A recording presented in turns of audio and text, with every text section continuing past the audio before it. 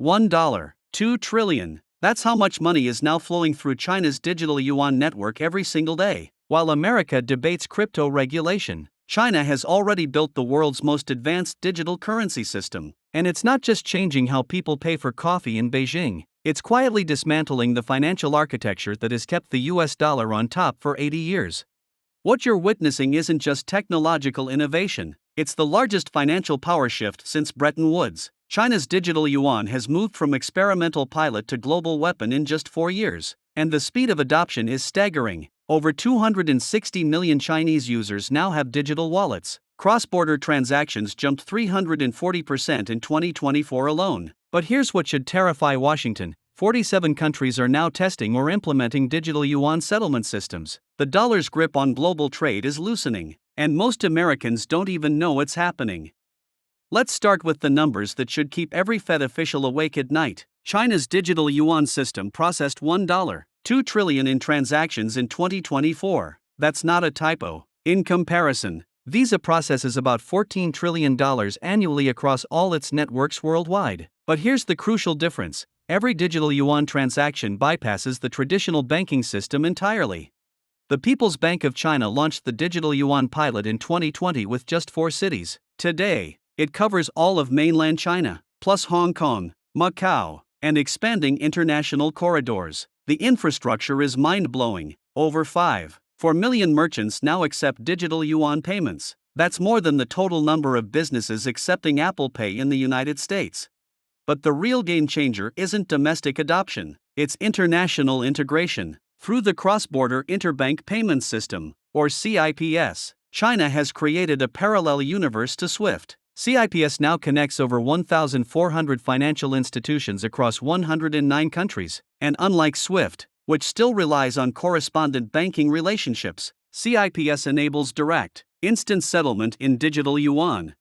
Dr. Ishwar Prasad from Cornell University calls this the most significant monetary innovation since the gold standard. And he's right. Traditional international payments can take 3 to 5 days and cost up to 6% in fees. Digital yuan cross-border transactions settle in seconds and cost less than 0.1%. The math is brutal for traditional banking. Here's where it gets really interesting. SWIFT isn't just a payment network, it's America's financial control system. When the US wants to sanction a country, it kicks them off SWIFT. That's what happened to Russia in 2022, but China watched that happen and said, never again. The digital yuan system doesn't just compete with SWIFT, it makes SWIFT irrelevant. When Brazil buys soybeans from Argentina using digital yuan, no American bank touches that transaction. No US regulator sees it. No sanctions can stop it. The payment flows directly from Sao Paulo to Buenos Aires through Beijing's rails. And it's already happening at scale. In March 2025, Thailand became the first country to settle oil imports entirely in digital yuan. The transaction volume, $2.4 billion in a single month. Malaysia followed 2 weeks later, using digital yuan for palm oil exports to Pakistan. The is now piloting digital yuan settlements for gold trading through Dubai. Former Treasury Secretary Larry Summers warned Congress in February, "We're witnessing the construction of a parallel financial system that could eventually eclipse our own." The scary part? It's not theoretical anymore, it's operational. But China isn't doing this alone. The digital yuan is the cornerstone of something much bigger, a new financial alliance that's rewriting the rules of global commerce. The BRICS countries, Brazil, Russia, India, China, and South Africa, now conduct 23% of their mutual trade using digital yuan clearing. Russia is the most dramatic example. Cut off from SWIFT, Moscow had to find alternatives fast. The digital yuan became their lifeline. Bilateral trade between China and Russia hit $240 billion in 2024, with 95% settled in digital yuan and rubles, $0 involved. India is more subtle but equally significant. Despite tensions with China, India's largest banks are now connected to CIPS. The Reserve Bank of India quietly authorized digital yuan settlement for iron ore imports in January 2025. That's $18 billion in annual trade that no longer needs dollars. Even America's allies are hedging. Saudi Arabia, supposedly a key U.S. partner, is now accepting digital yuan for oil sales to China. Crown Prince Mohammed bin Salman told Bloomberg in March, "Currency diversification is not anti-American. It's risk management. That's diplomatic speak for we don't want to be dependent on Washington's whims. The network effect is accelerating. Each new country that joins makes the system more valuable for everyone else. China doesn't need to force adoption. They just need to make it attractive enough that countries choose it voluntarily. The implications for the U.S. economy are staggering. Dollar dominance has been America's superpower for decades. It allows the U.S. to run massive deficits while other countries absorb the cost. It makes U.S. sanctions globally enforceable. It gives American companies cheaper access to international capital. All of that is now under threat. The Bank for International Settlements estimates that the dollar's share of global reserves has dropped from 71% in 2000 to just 58% today. Digital yuan adoption could accelerate that decline dramatically. Here's a concrete example of what's already happening. Walmart imports $40 billion worth of goods from China annually. Traditionally, those transactions flow through U.S. banks in dollars. But now, Walmart's Chinese suppliers are demanding payment in digital yuan to avoid currency conversion costs. That's $40 billion in trade that could bypass the dollar entirely. The pharmaceutical industry is seeing similar shifts. Generic drug manufacturers in India are increasingly billing U.S. importers in digital yuan, since many of their raw materials come from China anyway. Bristol-Myers Squibb recently reported that 18% of their API purchases are now settled in non-dollar currencies, primarily digital yuan. For American consumers, this translates to real costs. Currency conversion expenses, traditionally absorbed by the global dollar system, are now being passed through to end prices. The Federal Reserve Bank of New York estimates this could add 0.3 to 0.7% to import prices over the next 3 years. But perhaps the most concerning aspect is technological. The digital yuan isn't just a digital version of existing money. It's a completely new infrastructure that's years ahead of anything the West has built. The system can handle 300,000 transactions per second. That's 10 times faster than Visa's peak capacity. It works offline through near-field communication, making it functional even in remote areas or during network outages. The programmable money features allow for automatic tax collection, instant subsidies, and real-time economic monitoring.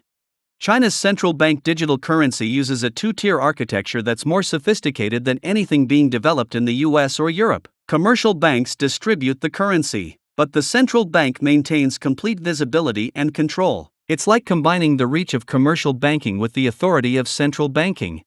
The privacy features are equally advanced. Users can choose different levels of anonymity based on transaction size. Small purchases are completely private. Large transactions are monitored for money laundering. It's an elegant solution to the privacy versus security debate that has paralyzed Western regulators.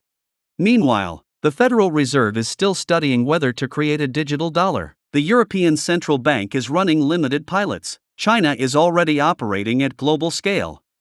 The geopolitical implications are profound. Financial networks create dependencies. Countries that rely on the digital yuan system become economically aligned with China, even if they remain politically neutral.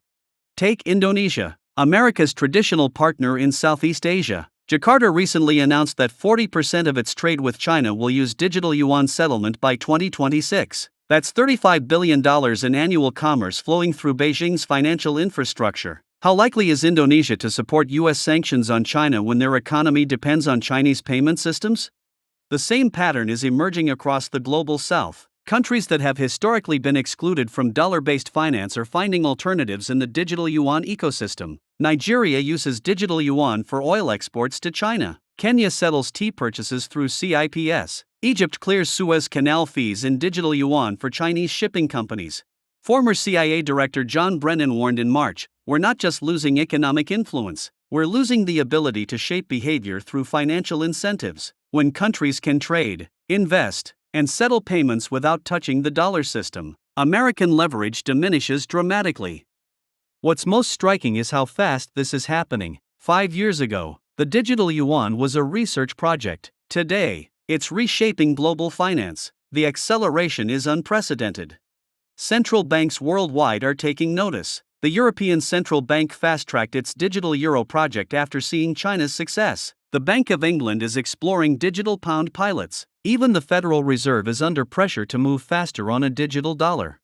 But speed might not be enough. Network effects in finance are incredibly powerful. The system that reaches critical mass first tends to dominate. China's digital yuan is already there. It has the users, the infrastructure, the international partnerships, and the government backing to become the new standard. China's $1.2 trillion digital yuan network represents more than technological innovation. It's the foundation of a new financial order that doesn't require American permission or oversight. While the US debates crypto regulation and studies digital dollar feasibility, China has already built the future of money. The question isn't whether this will change global finance. The question is whether America can adapt fast enough to remain relevant. The digital yuan isn't just challenging dollar dominance, it's offering the world a faster, cheaper, more efficient alternative. And increasingly, the world is saying yes. What do you think? Is the US falling behind in the digital currency race, or can America still maintain its financial dominance? Let me know in the comments below. And if you found this analysis valuable, don't forget to like, subscribe, and hit that notification bell for more insights into the changing global economy.